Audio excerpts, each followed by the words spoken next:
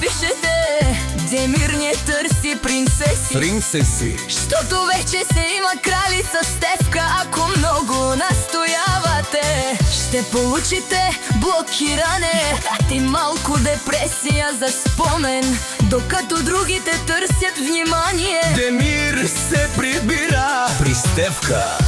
Демир не курвар по принцип, щото обича лудовлюбено жена си Много, но ако се наложи, Стефка ще му даде позволение за 2 дена филми и ще ви спре бенкомата.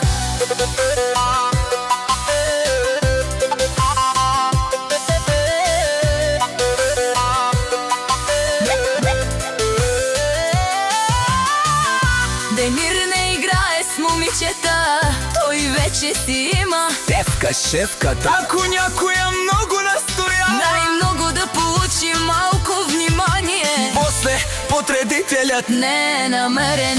Демир е боса на Ямбол, всяка майка такъв тарикат. не ражда, Стефка го държи, спокойно другите ги държи. На синидо Едуш маленги, як ровела, ман наш ти одете перавена. Едуш маленги, Як ровела, Едемиров, наш ти ресена.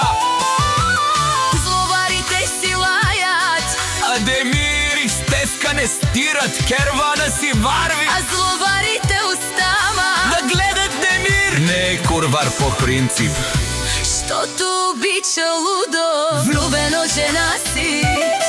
много. Но ако се наложи, Стефка ще му даде Позволение за 2 дена филми и ще ви спре бе.